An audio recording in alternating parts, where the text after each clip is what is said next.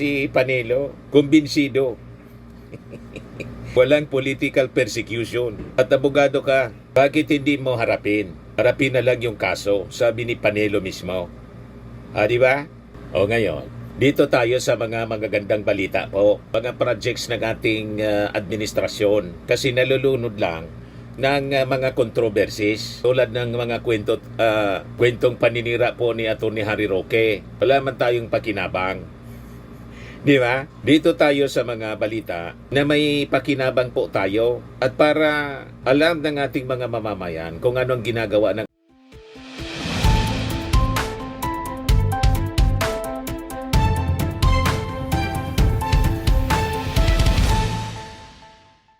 Ito naman po yung bago naming product na binibenta online. iGlow Serum Whitening po siya. Tingnan ninyo yung epekto sa aking anak na architect before and now. Yung mga inquiries po ninyo, dumiretso na lang kayo sa kanyang Facebook account, Riz Maravillas. Ilo po mga kababayan, si Dante Maravillas po, broadcaster, vlogger from Albay. Pag-usapan natin itong patuloy na pa-victim strategy ng kampo ng mga Duterte, lalo na itong alipores ni Digong na si Atty. Harry Roque na isa ng pugante. Yan po, wanted. Herminio L. Roque Jr., qualified human trafficking. So mula sa pagiging human rights fighter to human trafficking. Saklap mga kababayan ang kinasadlakan ni Atty. Harry Roque. Kilala siya na human rights fighter. Pinaglalaban yung human rights, international human rights lawyer. Pagkatapos bumagsak lang sa human trafficking. Yun ang choice niya, mga kababayan. Yan kasi hindi makontento. Grabe yung pagnanasa, mga kababayan. Kaya yun ang kanyang kinasadlakan. Pero ayaw pang sumurrender siya, Ayaw pang tumigil. Sige po ang sige pang pangialam. Hindi yung pangialaman lang niya, yung problema niyang kinasadlakan. Pati sa kung ano-anong mga issue. That includes yung offer ng reconciliation ng ating Pangulong Bongbong Marcos. Sabi ni Harry Roque, nick mo. Sabi rito sa report ng Daily Guardian. Basahin natin yung balita dito. Nick mo, former president spokesperson, presidential spokesperson Harry Roque reacted to President Ferdinand Bongbong Marcos Jr.'s recent statement expressing openness to reconcile with the Duterte family. I will allow Vice President Sara Duterte to address that. Pero kung tatanungin mo kami, ang sagot ay nick mo, sabi ni Roque sa interview ng News 5. Pagkatapos mo anyang kidnapin si Tatay Digong, magkikipagbati ka. Kung nakawin mo ulit dito si Tatay Digong, iuwi mo, baka magkasundo ulit. Otherwise, go jump into the lake. Bakit naman gagawin yun ng ating Pangulong Bongbong Marcos? Sabi nga natin, mga kababayan, yung ating Pangulo ayaw ng gulo. Kaya nag-offer siya ng reconciliation, hindi lang sa mga Duterte, sa lahat ng mga umaaway sa kanya. Kasi ayaw niya ng kaaway. Sabi niya, gusto niyang kaibigan. Maraming kaibigan. And in fact, hindi man po yung ating Pangulong nakipag-away. Ang nakipag-away, yung mga Duterte, hindi man sila inaano. Mula pa ng kampanya, kung ano-anong pinagsasabing mga masasamang salita laban sa ating Pangulo. Tapos si Sara nakipag-unity dahil po doon sa nangyari sa Kongreso, tinawag yung ating Pangulong, pinsan ng ating Pangulo, si Martin Romualdez, na tambaluslos. Doon na nagsimula mga kababayan. Pero yung ating Pangulo po, hindi man kumikibo. Hindi nga siya tinatanggal as DepEd Secretary kahit wala mang ginagawa. Si Sara na lang po yung inintay na mag-resign. You see? Kasi nabuking na yung mga kabalbalan sa DepEd paggamit ng confidential funds. You see? So ano man, ba't gagawin ng ating Pangulong tumalon sa lake? Di ba? Wala man mawawala sa ating Pangulo. Sabi ko nga, si Presidente Bongbong, chinik namin ni Mrs., sinilip namin doon sa headquarters ng Alyansa ng Bagong Pilipinas. Siya pa rin yung Pangulo po. Yan po, naimbita kami ni Mrs. Nagpa-picture-picture kami, selfie-selfie. Pero kayo, mag-reconcile kayo hindi, wanted kayo ng batas. Si Digong, detainee pa rin sa dahig. Tama? At malamang si Sara, makonvict ng Senado. At perpetually disqualified na tumakbo sa public office. At malamang, makulong din after siyang matanggal. Kasi may kaso pa siya na final nung NBI sa DOJ. At it is a matter of time. May pa-file na po sa husgado. Inciting to sedition, in grave threats. You see? Pwede siyang makulong up to 6 years mga kababayan. Pag kami Atty. Harry Roque, tapos ang mga pinagsasabi niya, pinalalabas, pinipersecute sila, pinipersecute siya, pabiktim palagi. Yes, sabi po ni Yossi Castro, nobody else buys your persecution claim, so stop hiding behind the Dutertes. Kahit nga yung kasama niya, na si Atty. Panelo, umuwi ka na niya, harapin mo yung kaso. Naitanong po rito mga kababayan, pakinggan natin yung press briefing kanina ni Yossi Castro. Good morning po, Yusek. Yusek, even former presidential advisor Attorney Panelo believes that Attorney Harry Roque is not a victim of political persecution, and it appears daw po that he is a pogo lawyer and was encouraged to go home. Si Attorney Roque naman po sinabing nag-aaksaya daw po ng pera ang gobyerno para sa paghahanap po sa kanya dahil bumuo po ito ng tracker team. May we know po your response? Thank you. Mukhang si Atty. Harry Roque. Nagsama talaga, no? Sorry. Mukhang si Atty. Harry Roque na lang naman ang naniniwala sa kanyang pananaw na may political persecution. Ito malamang ay ang pagtatago niya ng kanyang maaaring liability at ang kanyang pagsama-sama sa mga Duterte ay ginagawa niyang panangga para ipatunayan na mayroong political persecution. Pero kahit ang kanyang dating naging kaalyado ay hindi naniniwala sa kanyang mga tinuran. At patungkol sa nag-aaksaya ng oras, ang paghahanap ng isang fugitive ay hindi pag-aaksaya ng oras. Kung siya ay concerned sa pondo ng bayan, dapat noong pang 2016. At kung sinasabi nga niya na siya ay concerned sa pondo ng bayan, hindi ba mas maganda kung mag-voluntaryo na siyang umuwi rito para hindi na siya pag-aksaya ng oras at ng pera ng gobyerno? Follow-up, Tristan Nadala, Newswatch. Okay, on a different topic. Tristan, Newswatch Plus. Yusek, morning po. Yung dun lang po sa reconciliation na nabanggit. Di ba? Supalpal mga kababayan, si Harry Roque, pag-aksaya ng anong pag-aksaya ng pundo? Kasama ito na dapat budgetan. Ngayon, kung concerned ka sa pag-aksaya ng pundo, isupport mo yung impeachment ni Sara Duterte. Kasi yun ang totoong pag-aksaya ng pundo. Milyon, 612 million pesos ang hindi maipaliwanag kung saan napunta. You see? Pero ang isang puganti po, talagang pag-aaksayahan yan ng pundo ng ating gobyerno. Kasi dapat iharap sa batas ang isang wanted person na katulad po ninyo, Harry Roque. Tama si Yossi Castro.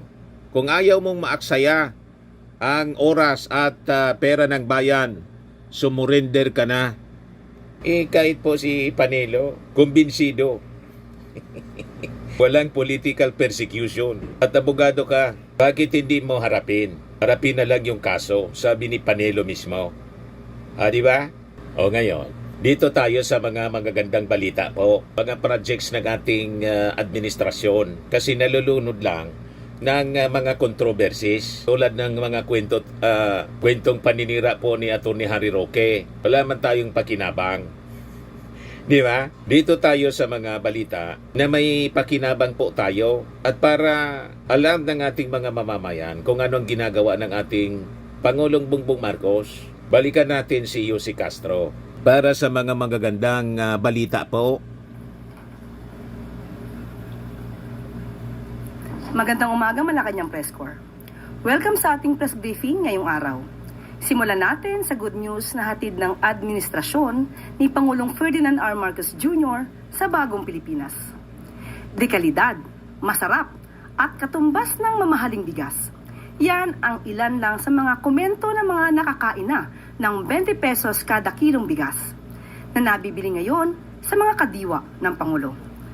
Pakinggan natin ang kwento ni Nanay Ilda ng Caloocan na nagpapasalamat sa pangakong natupad na ni Pangulong Ferdinand R. Marcos Jr.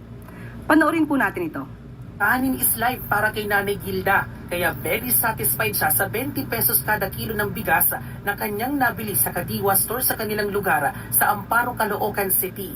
Hindi niya raw kasi inakala na sa 20 pesos ay may maganda na siyang klase ng bigas. Malaki aniya ang kanyang natitipid dahil sa programang ito ng gobyerno. Ang ano ng isip ng tao, 20, ang pangit niyan, parang hindi natin makain. Alam mo, nung bumili ako, sinaing ko, ay ang ganda. Ang puti, ang alsa, hindi madaling mapanis. Pagkain na rin namin sa bahay. Ang laking tipid, sobra. Di ba? Payang-paya mga kababayan si Sara Duterte. Pagkaing hayop daw, pagkaing baboy. Napakaputi. High quality. Well-milled rice mga kababayan at direkta galing sa ating mga magsasaka. Binibili ng ating gobyerno through the National Food Authority. Pinapakis-kis, then diretso sa mga kadiwa centers mga kababayan. Kaya napakasarap. Ini mismo ang testigo, yung ating mga consumers. Kaya tuwang-tuwa sila. Tuwang-tuwa si nanay po. Kaya nagpapasalamat siya sa inisyatibong ito. Sobrang salamat, sobrang ang laking tipid. Hindi lang siya nangako, tinupad niya. Sana tuloy-tuloy. Kahit wala na siya, sana tuloy-tuloy. Sinamahan namin si Nanay Gilda na isaing ang kanyang biniling 20 pesos na bigas para malaman kung talagang maganda at di kalidad ang klase nito. Sapat na aniya ang 2 takal ng bigas para sa kanilang hapunan ng kanyang mga apo at kung minsan pa nga ay may natitira pa na siya naman niyang isinasangag sa umaga. So, ilang beses niyo po siya ginuhugasan? 2, 3, ganyan. So, dapat kahit 2 o 3 kasi malabo siya kasi bagong ani. Pag bagong ani, malabo siya talaga. Walang bato, ang tawag doon, walang palay. Dapat maraming tubig kasi nga maansa siya. At nang maluto, ma'am, kumusta yung sinaing natin? O, nakita mo naman, di ba, sobrang ansa. Kasya isang pang barangay. Ang puti po, oh. Puti. At saka, Napakaputi po. Masarap siya, malambot, nabuhaghag. Para sa yung tagsisiglas na kanin. Ayan, salamat kay Nanay Ilda. Samantala, alinsunod sa direktiba ni Pangulong Ferdinand R. Marcos Jr. na tugunan ng structural concerns sa San Juanico Bridge, makakasama natin ngayon si Department of Public Works and Highways Secretary Manuel M. Bunoan para bigyan tayo ng update sa ginagawang aksyon ng Multi-Agency Task Force na tumututok sa kaligtasan, trapiko at emergency response sa tulay. Secretary Manny, magandang umaga po. Umaga po, Secretary, and magandang umaga po sa ating mga press corps nandito sa umagang ito. Well, ito po yung ginagawa po namin doon sa temporary closure of San Juanico Bridge. But before that, gusto ko lang masabi, yung original San Juanico Bridge was opened in 1973 pa ito. So it's more than 50 years na po ito. Nakapunta na ako dyan, due kami, for major ni Mrs. rehabilitation works. Sa katunayan po nito, na-anticipate na natin dito that it will have to be closed one time or another in the next few years. No? Kasi this is the reason why ito under the administration of President Ferdinand Marcos Jr., nagkaroon po ng plano that we will construct a new bridge nearby, adjacent to the existing San Juanico Bridge. Now, this is now in the works, yung ano nito, because the new bridge is now under preparation. In fact, this will be one of the flagship projects under this administration. And A simple po ay mafi-finance ng Japanese government. It's now under detailed engineering design. We hope that the detailed engineering design will be completed by 2026 and thereafter the construction will follow immediately. And ang plano ko dito talaga is pag natapos po itong tulay na ito po yung kuwan ng tulay na gagawin lang. na perspective na yung tulay na gagawin doon nearby. And actually, pag natapos ito, dapat isasara po yung yung existing San Juanico Bridge para magkaroon na ng major rehabilitation works. So ito po yung anticipation. Unfortunately po, in the preliminary assessment of the San Juanico Bridge, doon po sa approach structures, hindi po yung main structure. The main structure is intact. Doon po sa approach structures, may nakita po na mga segments that are already in the state of the deterioration sa ibaba. So, and it was recommended that dapat i-close na kaagad. But in the further analysis of the pinayagan po namin ng 3 tons muna for the time being yung makalakbay dito sa tulay na ito for the time being. While we are now undertaking po sa ngayon, as I speak, ginagawa po yung immediate retrofitting doon sa mga segments that are found to be deteriorated at saka dangerous for heavy loads. No? So ito po yung ngayon. Siguro po ang kuha namin dito is we are expediting the process. In the meantime, nakipag-coordinate po kami with the local governments, the Philippine Ports Authority, and dun sa PNP for the control of traffic. So, for the time being po, yung halimbawa, yung mga passengers that have to cross the bridge, unfortunately, they will have to stop on one end and they will transfer to another to the same bus company on the other end. Pero yung transport po ng mga mga passengers are being shuttled free of charge po. Free of charge. So ito po yung arrangements for the time being. And then yung cargo po is actually we are coordinating with the Philippine Ports Authority. Kasi kung minsan yung mga cargo nang gagaling sa Luzon, no? From Matnog, kung po pwede po idiretso na dun sa may banda ng Carigara, sa may Leyte na po without passing through the bridge for the time being.